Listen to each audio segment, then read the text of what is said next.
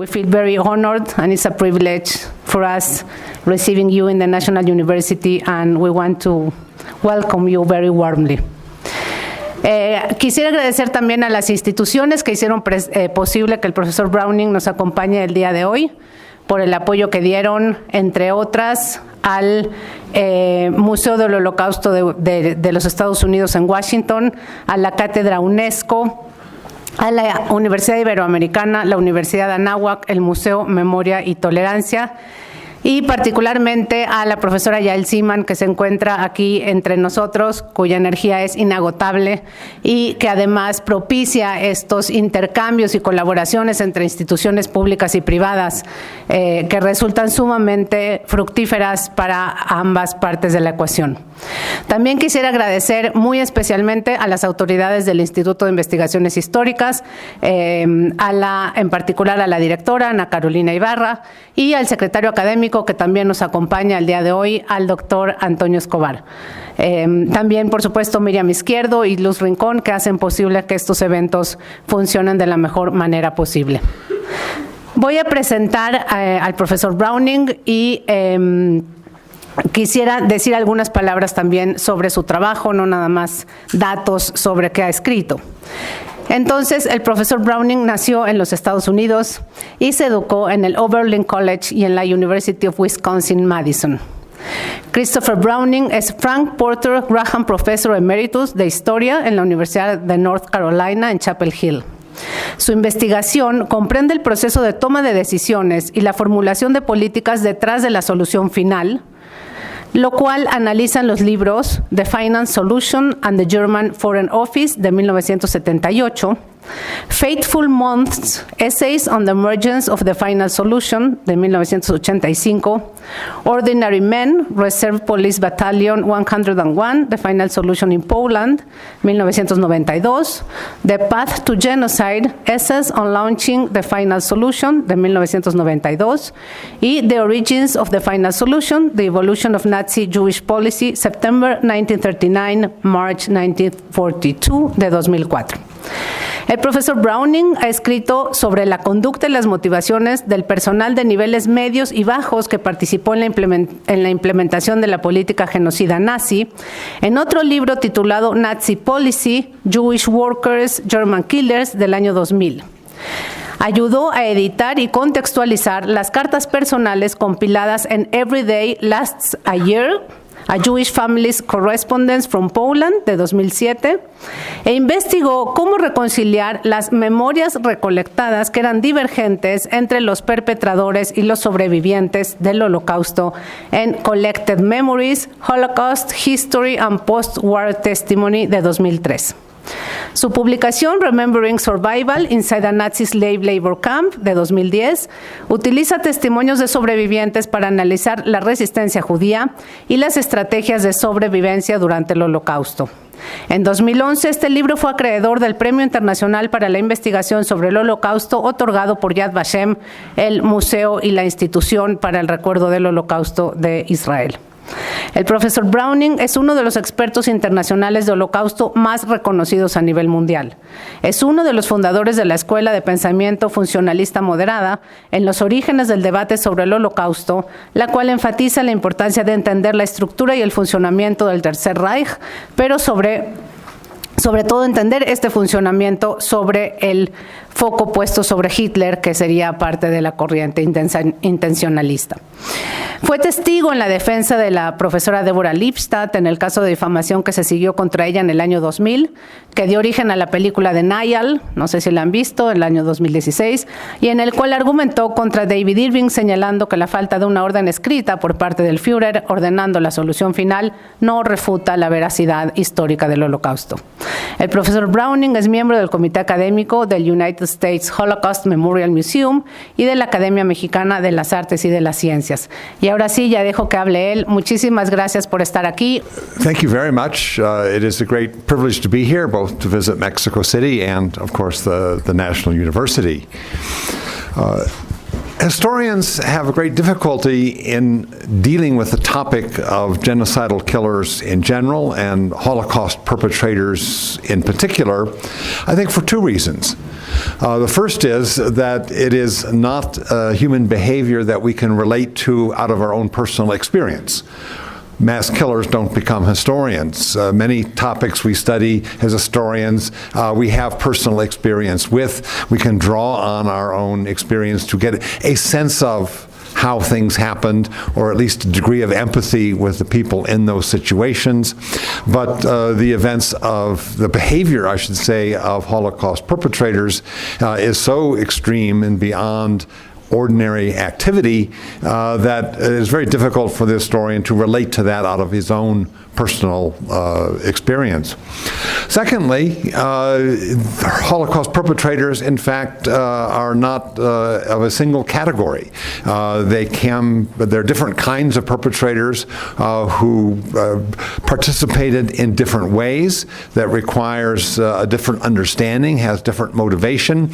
So no single approach or no single answer, in a sense, will help us deal with the nature and motivation of Holocaust perpetrators.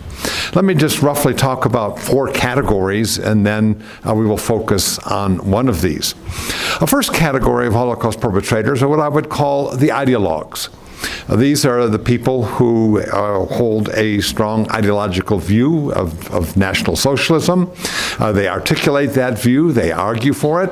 Most of them are in the leadership. Of course, Hitler is the prime ideologue who sets the legitimacy of the ideology, but Goebbels, Himmler, and others, of course, are in this category too.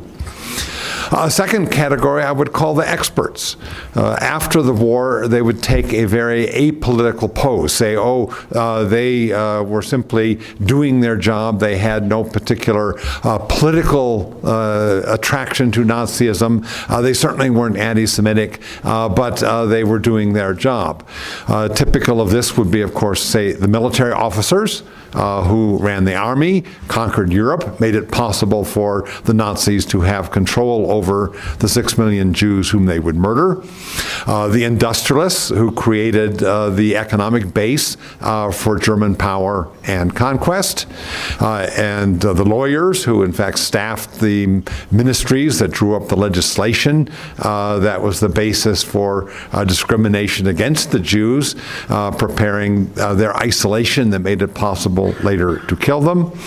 We know many of the medical profession, too, were involved in the Holocaust.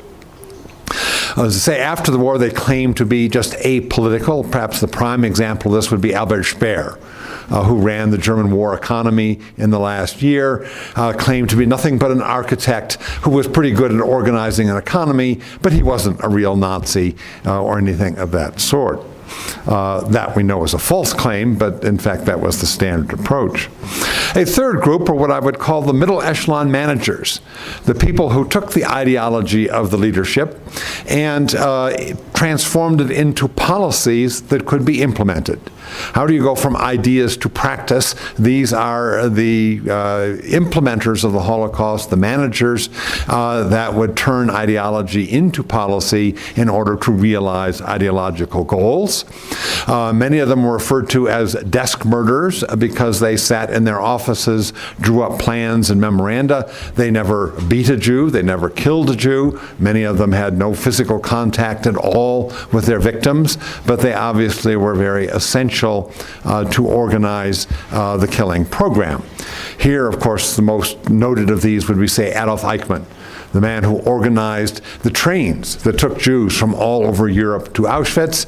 He never had to pull the trigger. He never killed anyone personally, but he made it possible for others to kill millions. And then at the bottom are the face-to-face killers, the people who are left with the task of actually killing the victims after the ideologists have drawn up the goal and the experts have conquered the territories and given Germany the power to implement its ideology, and the managers have created the policies that make this possible. There are still people at the bottom that have to do the actual face-to-face killing. In many ways, they are the hardest to deal with because they leave the slimmest record. The ideologists, of course, write books, they give speeches, they talk openly about what their goals are. The experts and the managers leave bureaucratic files. Modern states don't run without a written record of what they are doing, so we have the bureaucratic paper trail for what they had done. But for the face-to-face killers, they leave no written record. Most of them don't write diaries. Most of them did not write home, or if they had letters and diaries, families destroyed those after the war. So that we have people for whom we have to reconstruct, in a sense, who they were and why they did what they did out of much more difficult evidence, in particular out of post-war testimony, where the people giving that testimony had every reason to lie about what they had done and why they had done it. And so that's the topic I want to look at today. Who are the face-to-face killers? What can we find out about them through the difficult evidence of post-war testimony? I should say I came to the top to write the book that I did, Ordinary Men, Reserve Police Battalion 101 and the Final Solution in Poland, somewhat by accident. I was working in the archives of the Central Agency for the Prosecution of Nazi Crimes and was looking at the various verdicts and judgments that were collected there. And I came across an indictment. That is something the prosecution had drawn up to bring to the court to put members of this battalion on trial. And I read that indictment, and it was unlike any previous such German legal document that I had seen. And two things stood out. One, the quotations from the interrogations of the members of the battalion, rather than being systematic denial, rather than being full of transparent lies, as most of these documents were when they cited the perpetrators, when they quoted the people who were being tried. In this case, much of the quotations from the pretrial interrogations had the most detailed and vivid descriptions of what this battalion had done. And graphic descriptions of the most horrifying kind. These were people admitting to what they had done in a very graphic and horrifying detail. The second aspect that made this riveting to me was the description of what happened before the battalion committed its first massacre. The battalion is sent to Poland in late June of 1942. They are going to carry out their first major massacre in the village of Józefów on July 13 of 1942, barely 3 weeks after they arrive. They were not prepared for this. The commander of the battalion, Major Trapp, has to explain to the men what they are going to do and try to explain why they are going to do this, because they were not prepared for this in any serious way. So Major Trapp gave a speech to the men on the eve of the massacre and gave them various rationales for why they were going to murder 1,500 Jews in this village. And then at the end of his speech made a remarkable offer. He said to the men, any of you who do not feel it up to it, you can step out, you can turn in your rifles, you do not have to participate in the mass shooting. No one in that battalion had to become a mass killer that day. And in fact, this became the principle that held for the battalion's actions throughout the rest of the war. No one was forced to kill. And the offer was open, made by the major. Everyone knew that he would protect them. If some other officer tried to force them to shoot, they could invoke the major's policy, and they knew that they would be safe. So here was a case in which the constant excuse that almost every accused Nazi war criminal gave, namely, I had no choice, I was under duress, I was forced to do what I did, I was not my own moral agent, I'd have no moral or legal responsibility for what happened. That's the standard explanation. Here was a case where that did not work. because the major had said you did not have to shoot, and most of the men did shoot, and therefore the whole trial and the interrogation for the trial could operate on a different level beyond that tired and mythical false excuse that nobody had done anything other than what they had been forced to do against their will.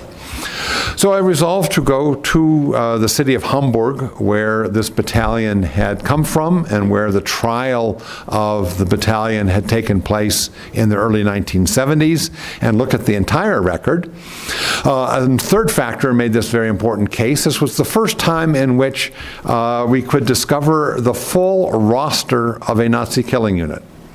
So that rather than just knowing the names of the officers and the officers lying for one another, covering each other's lies, here the investigators could interrogate 210 men out of a battalion that had numbered 500.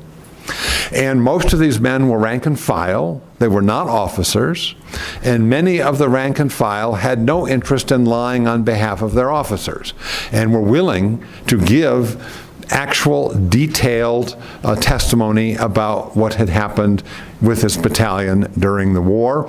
Hence, when I had read the first excerpts of testimony, I had been struck by how different it was from the other kinds of testimony I had seen. The reason was they had so many men, 210 men to interrogate, many of them from the rank and file, many of those not interested in lying and covering up for their officers. So I had 30 volumes of testimony, 210 different people, and for an historian, this was a huge windfall. This was now a chance to ask questions about and find out about the nature of a Nazi killing unit, the face-to-face killers, that had not been possible before. After I had worked through the testimony and tried to put this into write a book about it, to consolidate all this testimony into a single narrative, a number of conclusions came out. I drew a number of conclusions, I'd say, from putting together, synthesizing the 210 different testimonies that I had. The first of these was that this was a very unusual, or I should say, contrary to our understanding or what we thought we knew about many killing units, this was a unit made up of rather unusual composition. And what I mean by that is the following. If we had tried to purposely design a unit of people from Germany in 1942 who were the least likely people to become killers on behalf of the Nazi regime, they would have been the kind of people who were in this battalion. So we need to talk a bit about the composition of the battalion. This is a reserve battalion. It isn't basically formed until 1942. Germany's now been at war for 3 years. The casualties are mounting. The manpower pool is dropping. So in 1942, they extended compulsory military service to German males between 35 and 48 years old. The German army was not interested in these people yet, but there were many other duties they could perform after being drafted. So a number of these men in this age group of 35 to 48 years old, middle-aged men, were sent to the police on the assumption that they would do non-combat police duties far behind the lines. They were too old to be running around carrying heavy backpacks and heavy military equipment and to have the endurance that a young man would need out the front lines. But presumably they could do normal police work in Poland or in Norway or in France or some other area where actual fighting wasn't going on. So the battalion is made up of men whose average age was 39 and a half years old. That means they were too old to have fought in World War I. These are not men brutalized by the trenches of World War I. They were too old to have gone to schools with a Nazi curriculum or a Hitler Youth. They fell in that ban where their formative period was post-World War I, pre-Nazi, so that their formative years were in the Weimar Republic, the democracy of the Weimar Republic. They knew life by other standards than the closed world that Nazi propaganda tried to create. They did not grow up inside the Nazi bubble, if I can use that term. Because they knew another world, they knew another another system by which politics had been conducted. They knew there were alternatives to the Nazi world that Nazi propaganda tried to create. Secondly, they were mostly from the unskilled working class. At this stage of the war, if you were making submarines in the shipyards of Hamburg, if you were a skilled machinist at the age of 40, they weren't going to draft you. But if you were a truck driver or a restaurant waiter or a warehouse worker or a file clerk or a sales clerk, you were not doing jobs essential to the war economy. And those are the kind of people that now were drafted between the ages of 35 and 48. So the bulk of the battalion comes from the unskilled working class. Now, in Germany, Hitler drew support from all classes, but proportionally, the Nazis were less successful in getting voters from the working class than they were from other segments of German society. By higher proportions, German workers continued to vote for the major opposition parties, the Communist Party and the Social Democrat Party. And so this would be a group coming from a class with lower identification with and support for the Nazis than other social groups in Germany. Thirdly, they came almost all from the city of Hamburg or the area around Hamburg. And Hamburg was a city the Nazis had trouble with. It was a city that was less Nazified, or at least took longer to Nazify than other cities. The Nazis referred to it derisively as Red Hamburg because it had a very strong labor union movement, a strong communist and social democratic party presence, and it was not an area where the Nazis had any early success, and it was a city that was much harder for them to take over. So if you were trying to design a group, or if you were trying to create a group of people least likely to become Nazi killers, they would have been people of roughly 40 years old, out of the working class from a city like Hamburg. And that is who is in this unit. They are put together very quickly, so they have little training, little indoctrination. There is no careful selection on the basis of political reliability. The percentage of Nazi Party members in the battalion is basically the same as the average throughout German society, so there is no extra Nazification or party identity within the battalion. And as I say, they're sent directly to Poland with no prior kind of preparation for what they are going to do. Second major feature of the battalion I've already mentioned, and that is this is a rare case where we know the men knew that they had choice. Now, in other cases we know where people in killing units dared to test the limits, dared to say, I won't do that, they could get away with it. In fact, contrary to the claim after the war that if they had not shot, they would have been shot themselves, which turns out to have been a false alibi, if people had the courage to test the limits and said, I won't do that, basically they were left alone. But in the case of this unit, it's even going to be more widespread because the major makes that offer. We know from post-war trials, throughout the whole period of post-war, no defense attorney for any accused Nazi war criminal could find a single case that he could document where someone had refused to shoot unarmed civilians suffered any serious consequences. The notion it was kill or be killed was simply false. They continued to make that excuse, but we know in the case of 101 very clearly that is not the case. Third conclusion I could bring from this is that I would gather from the testimony, is that after the first massacre that takes place on July 13th of 1942, when they shoot 1,500 Jews in the village of Yosefov, they do it point-blank range, each of the men shooting each of their victims individually in the back of the head in the most personal and direct manner. The men were distraught, they were traumatized, they were horrified. This was a horrific execution, in part because they had no experience. And they carried it out in a way that the men's uniforms were saturated with the blood of their victims. They were covered with the splattered brain matter of the skulls that they had blown apart. And they described this in detail. I mean, it was absolutely...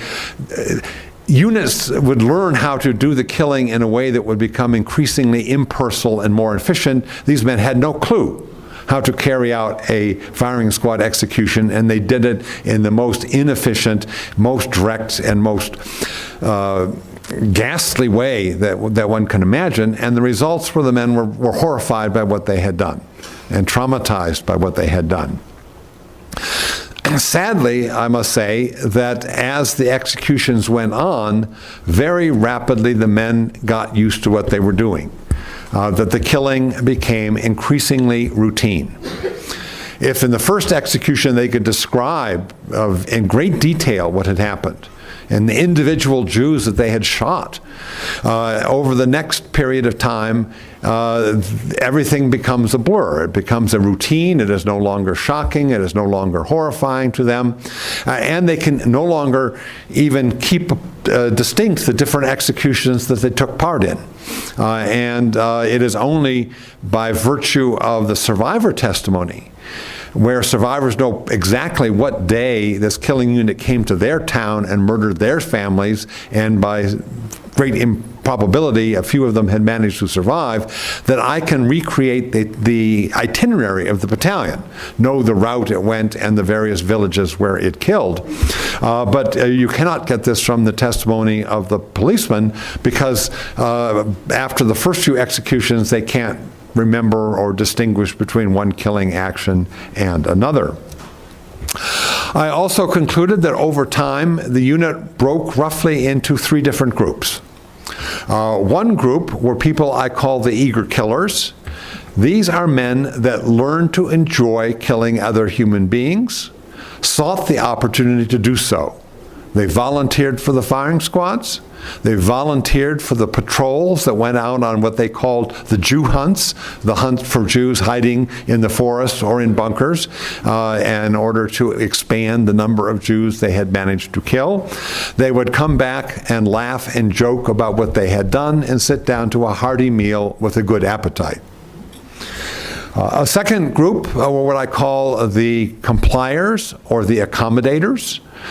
These were men who never volunteered for shooting actions, but also never took up the major's offer to exempt themselves. They basically did what they were told. They never said, I can't do that, but they never volunteered and sought the opportunity to take part. And a third group are what I call the evaders. These are people that either on the first day or at some point thereafter took up the major's offer and said, I can't shoot anymore, I want out, I'm not going to kill any longer. And that group grew over time as people, some people who had started to kill initially then said, I can't do it anymore, and stopped. Unfortunately, even among the evaders, they would do other things that were not directly involved in the killing action. They continued, in fact, to engage, say, in clearing the ghettos, going into the ghettos and driving Jews out of their apartments to the main square, guarding the Jews as they were marched from the main square to the train station to be locked into boxcars that would take the very short trip to nearby Treblinka, where they were put into the gas chambers and murdered.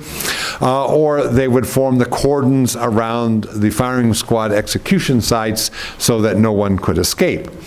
Virtually everyone continued to participate in some way, including even the evaders who chose not to pull the trigger, not to be a face-to-face killer. They continued to do other things that made it possible for the eager killers to continue doing what they were doing. Another conclusion I drew was that even the crudest division of labor had an impact of considerable psychological alleviation and a considerable sense of distancing. Any number of the interrogations, the men would make the statement to the police officers, "Oh, at that action, I was not in the firing squad. I was merely in the cordon guarding the firing squad." Or in that action, "I only guarded the Jews being marched to the train. I didn't shoot anybody." That you could be 20 meters from where people were being murdered en masse, but if you weren't pulling the trigger, you were merely guarding the site. The sense of distance, the sense of not being a participant, of not being legally or morally complicit in what was happening was amazing. So even the crudest division of labor did succeed in making men think they were not responsible for and they were not actually contributing to what was taking place in the killing actions. For those who did evade, for those who said, "I can't shoot anymore," the most common thing they would say is that "I am too weak to do this." They would not say, "This is an immoral and terrible policy." They would not say, "This is murder." They would not reproach their comrades. They would not criticize the regime. So by saying they were too weak, perversely and insidiously, they were in a sense validating those that did shoot and took on themselves the stigma of being not up to it, of not being as good a policeman because they couldn't do what the tough guys, what the good policemen were doing. Now that was important because it carved out the space whereby they could evade shooting but not cut off their social ties with their comrades.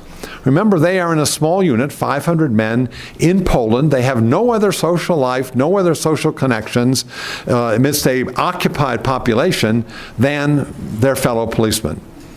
So the motive to not criticize their comrades and to frame what they're doing in terms of evading as being a flaw in themselves, not a great flaw among those who were doing the killing, was how they, in a sense, took up the position of being evaders. Now, having written the narrative and having drawn those conclusions out of the testimony, I was still faced with the question of why did men who didn't have to kill nonetheless kill? Why did people within this group do things as members of a group that they never would have done on their own initiative? These people as individuals were not killers. It's only in the context of being part of a killing unit, of being a killing group, that they do these things. So I was looking for approaches that would allow me to get at the deeper question of why did they do what they did. Several approaches were already out there in scholarship that I did not find very useful. One was a psychiatric approach of, in a sense, abnormal psychiatry. What was wrong with these people? What was different about these people from you or me that allowed them to become killers when surely in that position we would never have done the same thing? And so the assumption was there must be something flawed in their personality structure. They must be psychiatrically abnormal to have become mass killers. And while that may be useful for studying individual serial killers in a courtroom, it isn't useful for studying individuals in a killing unit. And the kinds of explanations that abnormal psychiatry was coming up with just simply was not helpful to me. Sociology was also not terribly helpful. Certainly one approach that being invoked at that time was Weberian theories of bureaucracy. That a value-free bureaucracy basically measured what it was doing not by whether the goal was good, but by how well they completed the task. The job of the bureaucrat was to do what he was told to do in the most efficient, value-free way, but it wasn't to sit on judgment of what those policies were. He was a servant of the government, and he was to serve the government in the most efficient manner. Well, that's useful for understanding the Nazi bureaucracy. It wasn't useful for understanding a firing squad in the middle of Poland, where we are not dealing with bureaucratic behavior of the desk killers. Another approach of sociology at that time was the Polish sociologist Zygmunt Bauman, who was looking at what he thought was the pathologies of modernity. He wrote a book in the late 1980s called The Holocaust and Modernity. And the argument was that certain patterns of thought that come out of the Enlightenment, that come out of modern way of thinking, made people more likely, in fact, to become killers. His notion was that rationalism of the Enlightenment was empowering. It gave us the idea that we now could control our environment and our society. We could design a utopia, and that we were the gardeners. That our job was to choose between the flowers and the weeds and make the flowers flourish, and to pull the weeds to have the most beautiful garden. And if applied to human life, it meant promoting the most valuable life and killing the most undesirable life. And he saw this, in a sense, as a kind of perverse underside of modernity. Well, the notion of modernity and utopia may be useful for the people who are designing the factories of death, Auschwitz, the most modern aspects of the Holocaust. But what was happening with Reserve Police Battalion 101 was an old-fashioned genocide. This was face-to-face personal killing, and pathologies of modernity, I don't think, told us much about what the individual killers were facing. So what other Holocaust historians were talking about at that time was not very useful to me. What I did turn to and what I did find useful was social psychology. That is the study of how people act within groups, the study of group dynamics. How does being a member of a group alter the way in which we behave? How does being surrounded by others and their relationship to us change the way we behave? And there were three areas in which social psychologists had done important experimental work in the late 1950s and the early 1960s, well, even up to the late 1960s, that I found very useful.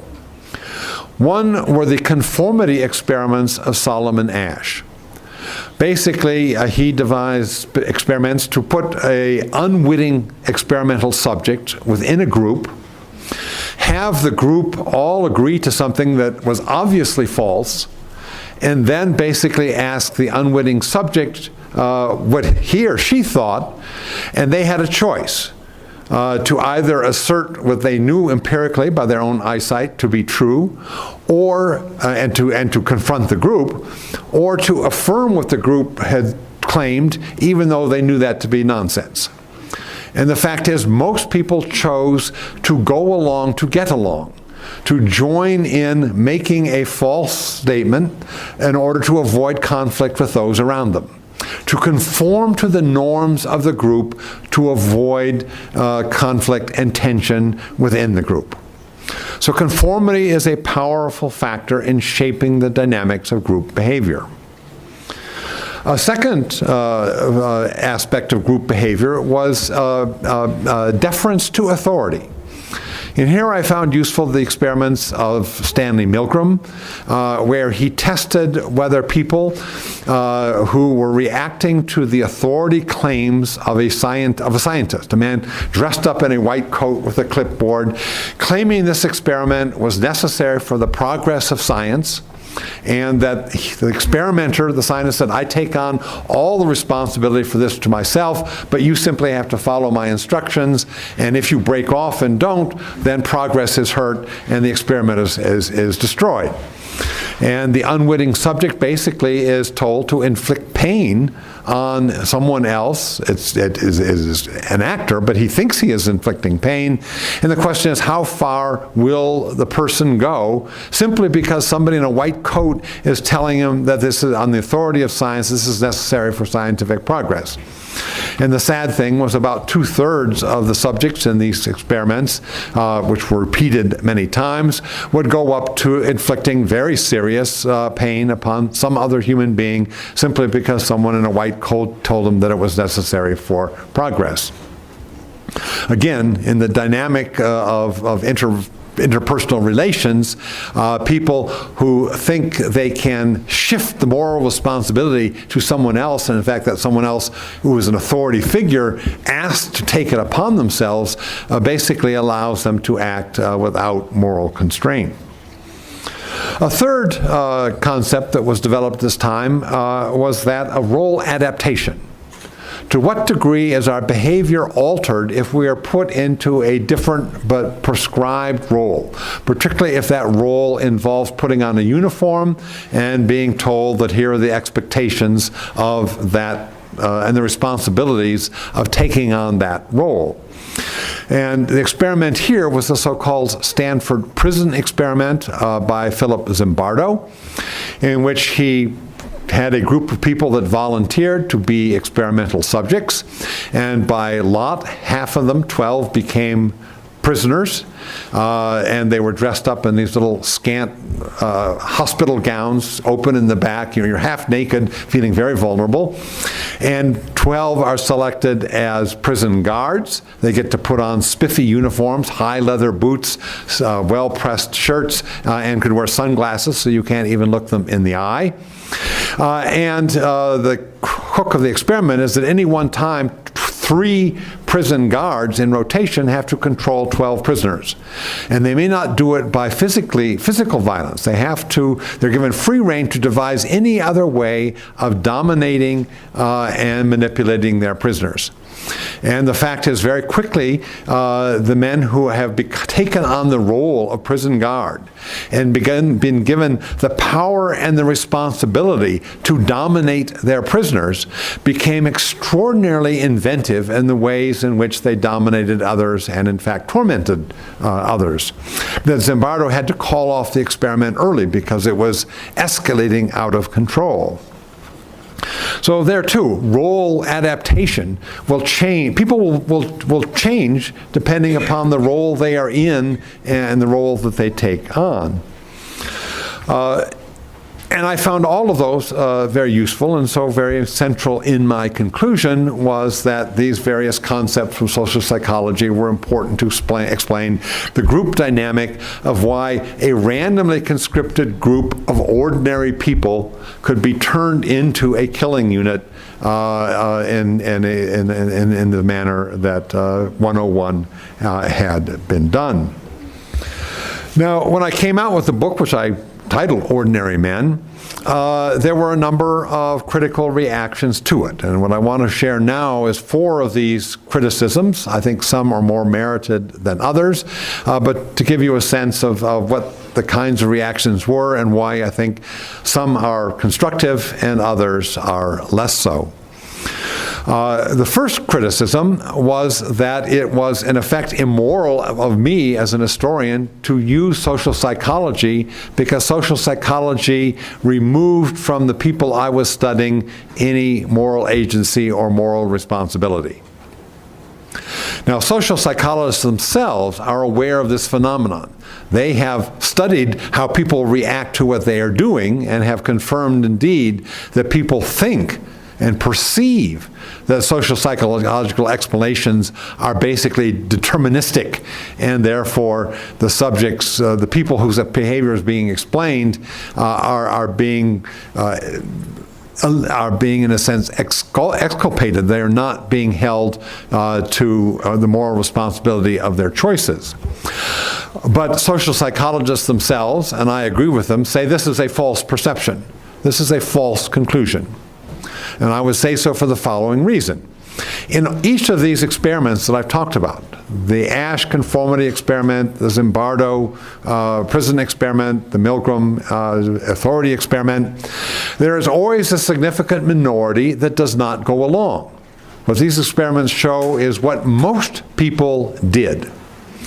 But it also proves that a number of people made a different choice. And there is always a minority in each of these that, in fact, acted in a different way. And each of these showed that all the people in that experiment had a moral choice, made a moral choice. The experiment simply allows us to roughly predict in what percentages people will break down, how that will split.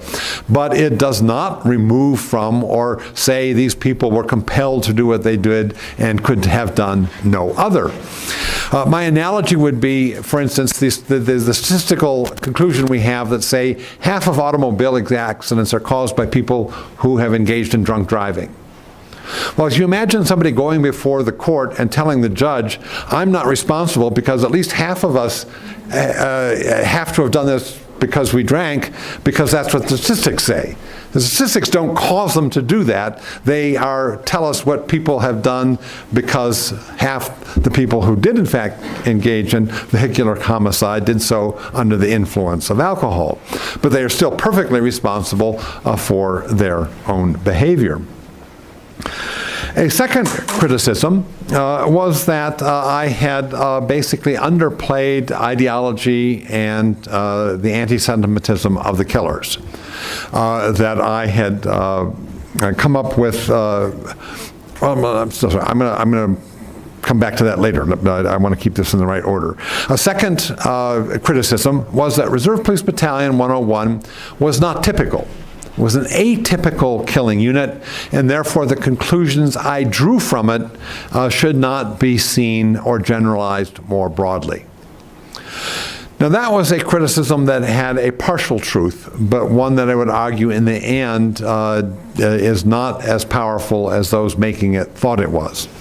It is true that many of the earlier killing units, the Einsatzgruppen and the police battalions that were formed in 1939, as opposed to the ones like 101 created in 1942, did have longer periods of training, longer periods of indoctrination, that they did have higher percentages of Nazi Party membership, that there was more selection for political reliability in terms of who would be brought in. The Nazis could still be more choosy about who got what assignment. And most all of them did have prior experience in occupation, being the enforcers of Nazi racial policy before it came to the stage of mass murder. And so my critics in this regard said, these people really are not ordinary men, they are ideological warriors, ideological soldiers. And that to use the term ordinary men is basically to ignore the degree to which they were shaped by indoctrination, training, selection, Nazification, brutalization.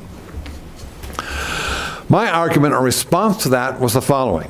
One, yes, they're right that 101 was atypical in its composition and in its preparation. It had less training, less selection, less Nazification than other units.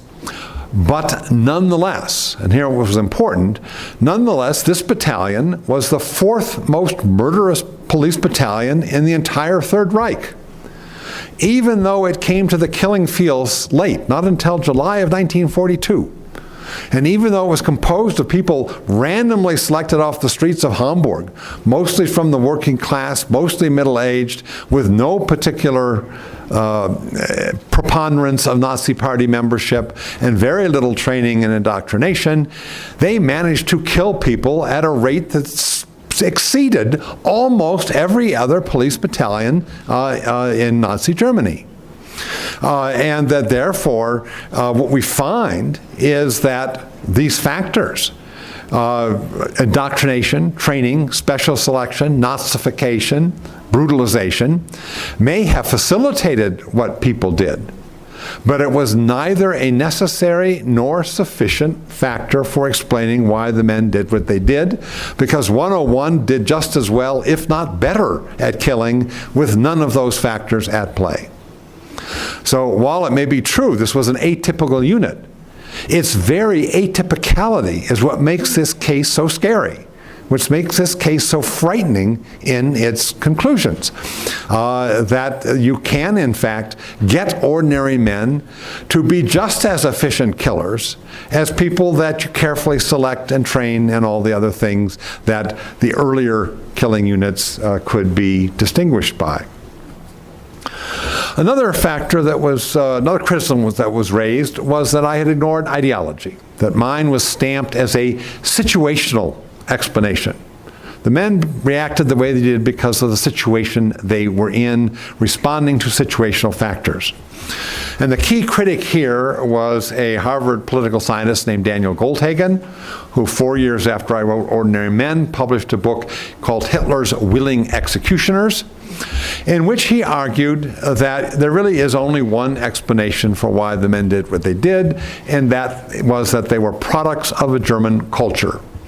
And the German culture was permeated by a murderous anti-Semitism, what he called eliminationist anti-Semitism, so that the vast bulk of German society basically believed in the justice and necessity and the rightness of killing Jews, and therefore, indeed, anybody you put into these killing units would do it, but would do it not because they were reacting to the situation they were in, but because they were true believers. They were little Hitlers who all, like Hitler, they were all ideological killers.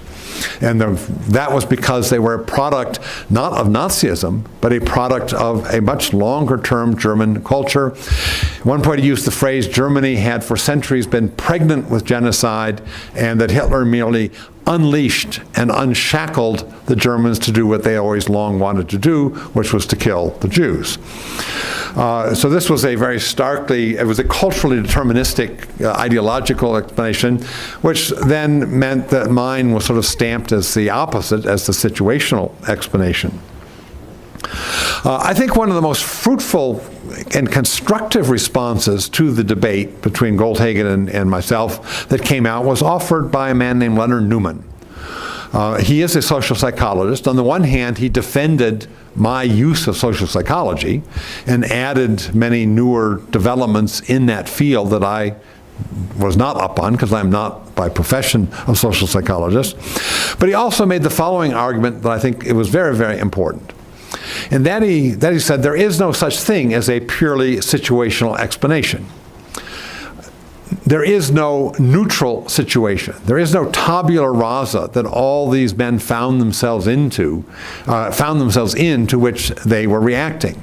Situations are created. Situations are constructed.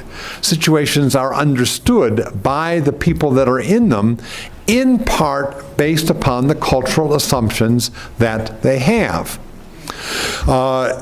A New Guinea Highlander brought into the Milgram experiment and told that he must, that scientific progress demands he does something, is meaningless because they don't know what science is.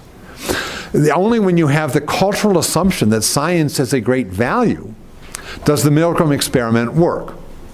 And that situation is read by the people in it out of a society that uniformly values science as one of our great accomplishments. So what Newman was saying was that, yes, people will be reacting to a situation, but they're going to read that situation, understand that situation, depending at least in part on what assumptions they bring with them. And therefore, one needs to look much more widely than asking the question, how anti-Semitic were the policemen, to the wider question, what is their understandings of the responsibility of a German when his country's at war, when he puts on a uniform and is deputized as a policeman, when he is engaged in occupying foreign territory, what does he think of the surrounding population, Slavs, all sorts of issues related to German culture that we do have to factor in. But that don't obviate the situational explanation. They help to illuminate it.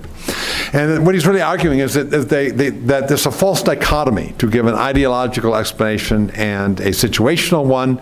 They are inextricably intertwined, that you can't have the one without some degree of the other. And I thought that was very useful. I wish I had been smart enough to have thought of that and articulated that when I wrote the book, but he did in fact help us, I think, a great deal to get beyond the false dichotomy in terms of the debate that followed. A final criticism, also made primarily by Daniel Goldhagen, was that I had been duped by my sources. We were both relying upon the post-war testimony of the policemen who were the members of the battalion, all of them potentially incriminated, all of them giving testimony in the post-war, clearly with in mind how did this increase or decrease the chances of them getting indicted and brought into court and being put on trial. So it is going to be, we all know post-war, eyewitness accounts years after the fact are always problematic for an historian, because the person giving that testimony is reinventing their past, and they are remembering their past in selective ways, and that these selective ways of remembering past, in fact, change over time depending upon our new circumstances. Add in the factor that these men are being interrogated judicially with the prospect of being indicted and tried, means that there's great interference in how they are going to tell their story, how they're going to choose to tell that story.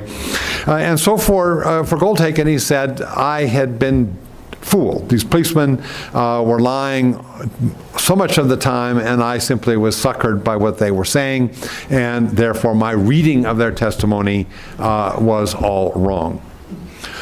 My response to that was the following. In fact, there were three bands, I think, of testimony that we could identify. One was the testimony that was absolutely and transparently false. A number of these men who were interrogated just told lies, and they were transparent lies. They knew they were lying. The interrogator knew they were lying, but they did it anyway because they were going to deny everything that they had done. Neither Goldhagen or I had any use for that testimony. Neither of us cite people who are telling transparent lies. That is not historical evidence. There were some testimonies that are so incriminating, so horrifying, so confessing in what they say, that both Goldhagen and I accepted that no one would say that unless they were telling the truth. No one is going to be making up such horrible things about themselves. And the testimony is so self-incriminating, we can accept it. The difficulty comes when you get to the middle band between those, where you have people who are telling some of the truth some of the time, but not all of the truth all of the time. And in particular, they are telling what I thought was a great deal of truth about what the unit did, even if they were not being truthful about what they individually had done. So they would be giving valuable historical evidence about the behavior of the unit, even if they were giving false testimony about their own legal and moral liability. And for the historian, I felt you had to use the testimony in which they were talking about what other people in the unit did, what the unit did. This was very rich, full of detail, and one reason why Goldhagen and I could look at the same testimony and describe what this unit had done in such different ways is because I used a lot of that testimony and he wouldn't. His argument was that you have to be a purist. As he put it, you can use no testimony that has the potential to be self-exculpatory.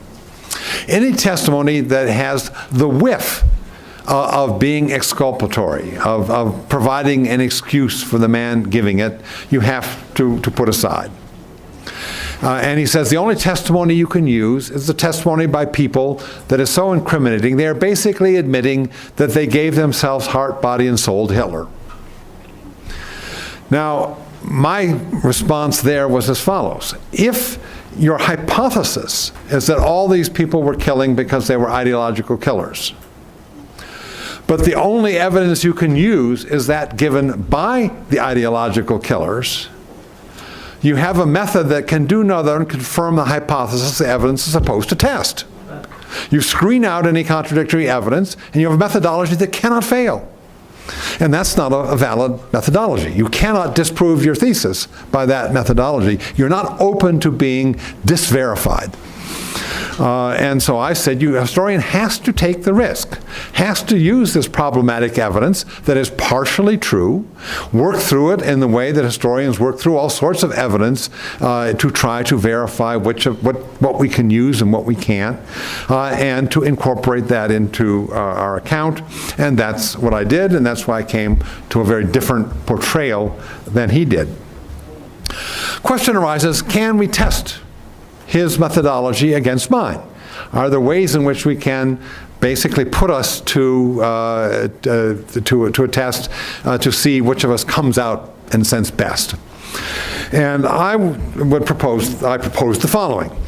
Where are there situations where one of my major conclusions can be tested by evidence other than the post-war testimony of the policemen themselves, can be tested by evidence that is not self-interested, is not being given by people who have any reason to be letting the policeman off the hook, and in what cases do their accounts verify his version, his interpretation, or mine? One of the interpretations I made that he rejected totally was this notion that the battalion had broken into 3 groups. He said all these people claiming they evaded and all these people that said that they didn't ever, eagerly sought to volunteer for firing squads, he said they're all lying. That the battalion could never have functioned and killed the number of people it did if there had been significant numbers of people who didn't shoot and others that weren't enthusiastic about what they were doing. And so this is one major interpretation. And so let me now turn to the story of Oswald Rufeisen, and we can then draw conclusions from that. Oswald Rufeisen was a Jew from Silesia. Silesia is the territory between Poland and Germany, where it's a bilingual territory where people, in fact, speak both German and Polish. It belonged to Poland in the interwar period and then is occupied by Germany in 1939. Oswald Rufeisen, therefore raised there, spoke flawless German and flawless Polish without a Jewish accent. Jews to the further east spoke Yiddish at home, and when they tried to speak Polish, immediately all of their Polish neighbors could identify their accent and know they were Jewish. In the case of Rufeisen, he could speak accent-free Polish and German. When the Germans come to Silesia in 1939, he flees to Lithuania. When the Germans come to Lithuania in 1941, he flees south to Belarus. What is now Belarus, then it was called Belorussia. He is walking through the middle of Belarus, and to the town of Mir, M-I-R, when he is intercepted by the Belarusian police captain of that town, a man named Simeon Serafimovich.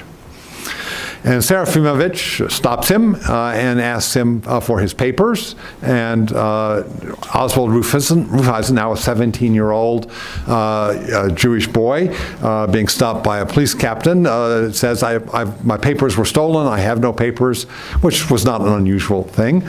And so Serafimovich interrogates him. Who are you? What is your background? What are you doing here? And so Rufeisen said, well, I have a German father and a Polish mother. We now say biracial, and I fled, from those areas, and I'm now just trying to get away, wandering because I have no home. And he spoke flawless Polish and German, and that seemed like a very plausible explanation. And Serafimovich says, oh, well, that's useful. The Germans are coming to set up a police station in Mir in a couple of weeks, and I need a translator because I don't speak German. So you will come and live with me. So the 17-year-old Jew, passing as a half-German, half-Pole, moves into the house of the Belarusian police captain, Simeon Serafimovich. 2 weeks later, 13 German policemen show up. Who are these German policemen? They are reserve order police. Their average age is about 40 years old. They're Protestants from North Germany. They're almost a carbon copy of the people who were in Police Battalion 101, drawn from that same milieu. They're commanded by Sergeant Hein. Sergeant Hein, of course, meets with Serafimovich, his police counterpart in town. The man translating, of course, is young Oswald Rufeisen. And immediately Sergeant Hines says, well, I don't speak Polish or Belarusian. I'm going to need a translator. You're going to come work for me. So the passing Jew, Oswald Rufeisen, sleeps at night in the house of the Belarusian police captain, and by day sits at the right hand of Sergeant Hine, takes his meals at the German police station, and conducts all of their business with the native population that requires a translator. And he does this for 8 months. He has an absolutely first-row seat into the inner dynamics of a German police station, and he has no motive at all to lie about what these people are doing. He is a Jewish victim, not some apologist for the German police. We do know the following, that in July of 1942, when preparations were being made to liquidate the ghetto in Mir, Rufeisen went and warned the ghetto. But of course, who do they think he is? They think he's a collaborator working with the Germans, and one of them goes to Sergeant Hine and thinks he's a provocateur, and goes and rats him out, tells Hine, this young translator came and told us a preposterous story that you're going to come and kill us. So Sergeant Hine summons his translator, Rufeisen, into his office and said, I've been so kind to you, I've helped you so much, how could you possibly betray me? And Rufeisen said, well, you have to understand, sir, I did not betray you, I'm a Jew. At that point, Sergeant Hine says, oh, well, we have a problem, don't we? And he says, I have to think about this. You stay here in my office while I go out and ponder this. Well, the back window is open, Sergeant Hine leaves, and he lets Rufeisen escape. Rufeisen escapes, takes refuge in a monastery, survives the war, and then gave testimony at Serafimovich's magistrate's hearing in London in 1990s. I was an expert witness at that trial, so we spent a weekend sequestered in a country hotel outside London where I could talk to him about all of this and hear all of this story. He also is the subject of a book by Nechama Tech called In the Lion's Den, which, if you want more about him, one can read. But the question then is, what do we learn from this first-hand Jewish witness about the internal dynamics of a German police station made up of people of exactly the same type that were in Reserve Police Battalion 101? Well, first of all, he says they broke into 3 groups. One group were the eager killers. There were 4 of them. They were led by the corporal, who he called a beast in the form of a man. He kept a little notebook in his back pocket where he kept his body count to make sure he kept track of how many people he killed, because he took great pride in that. There was a second group, which Rufeisen characterized as the passive executors of orders. They followed orders, but they didn't take initiative. And he said the following, quote, it was clear that there were differences in their outlooks. I think that the whole business of Jewish extermination they considered unclean. The operations against the partisans were not in the same category. For them, a confrontation with partisans was a battle, a military move. But a move against the Jews was something they might have experienced as dirty. And then there was a third group, the people who would not even go on the Jewish actions, not just considered it dirty, they wouldn't do it. And he writes, no one seemed to bother them. No one talked about their absences. It was as if they had a right to abstain. So the pattern that I had concluded out of the policeman's testimonies for 101 was replicated by Rufeisen's testimonies about the dynamics of this police station. And at least on that issue, from that point of outside evidence, I'm vindicated and Voltagen is not. That's my unbiased opinion. There's one other way in which we can approach this issue, and that is to look at a kind of a comparative genocidal perspective. In most cases, we, in fact, because the Holocaust is the most documented genocide, the one we know the most about, it is insights we gain from studying the Holocaust that helps us to understand other genocides for which we have much less documentation. But there is a case where I could go in the opposite direction, and we can look at the insights that were gained in another genocide about the genocidaire, about the killers, and see to what degree it helps us understand the Nazi killers. And this is a case from Rwanda. When I was at the Holocaust Museum as a visiting scholar in 2002-2003, another visiting scholar there was a psychiatrist from Rwanda, a man named Athanase Hagengamana. As a psychiatrist, I should say a little bit more about his family. He was, by background, half Hutu and half Tutsi. One of his sisters had been killed as a Tutsi. One of his sisters was in jail as a Hutu genocidaire. So here's a man who had no axe to grind, is in fact terribly conflicted by the whole conflict. And his first reaction was that he had to use his psychiatric training to come to the help of the traumatized survivors in the displaced persons camps, refugee camps on the Uganda border. And so he went and worked there. But also in that area was a prison holding arrested Hutu genocidaire, Hutu killers. And it occurred to him that this was an opportunity that someone with his training could not pass up, that he had to use his expertise to look into who these people were and what could we find out about why they had behaved the way they had. So he approached the authorities and asked them if he couldn't go into the prison and if he could, in fact, study the prisoners. And they agreed.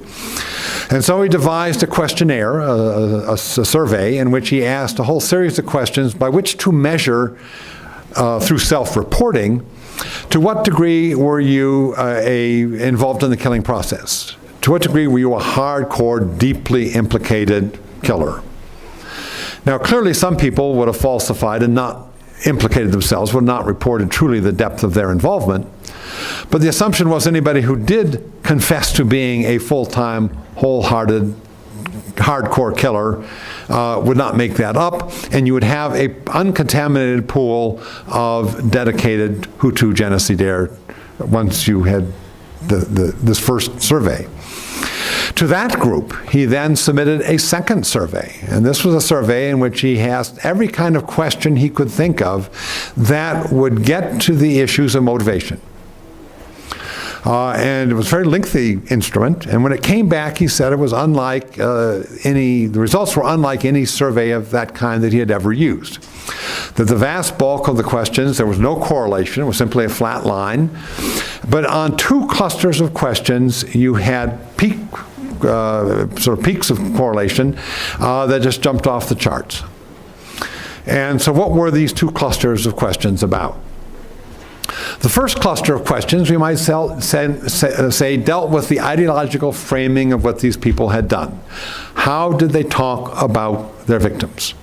And what came out of those was the fact that uniformly among those who were self-confessed, horrendous killers, was their capacity to have dehumanized the people they killed. To not view what they were doing as murder, but to view it as sanitation, as purification. These people were cockroaches, they were vermin, they were not human beings. So dehumanization of the victim, an ideological framing that justified what they were doing and made it something other than murder, was one area where he had very high correlation. The second had to do with the internal dynamics of the units, namely the issues of esteem. How important it was to these men to be held in high esteem by their comrades, to have been valued by their comrades, to have been considered tough by their comrades, to have it recognized that they had done their share and more than their share of the killing, that they had set the model, they had set the example of what a gung-ho killer should do, that they were model genocidaire, and that this had been to be recognized as that was part of what was common in a sense among the responses of the self-confessed hardcore genocidaire. So we had, in a sense, both a situational component, the internal dynamics of the unit, and the desire to be held in high esteem among others within the unit, and an ideological component that was crucial in dehumanizing one's victims, in taking what one's doing and turning it into something other than murder by dehumanizing the victims. And when I heard him give that talk, I was stunned because the similarity, I should say, the commonalities between what I had seen in the study of Nazis and what he saw here in the Rwandan genocide, I thought were so parallel. So that in that regard, an outside comparison, I think, was very revealing in terms of understanding the killers as well.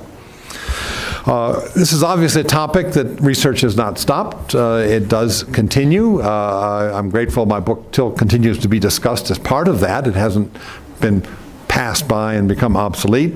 But it's an area now in which we continue to do much research, but I'm glad I'm still, I guess I should say, I'm glad I'm still part of the conversation.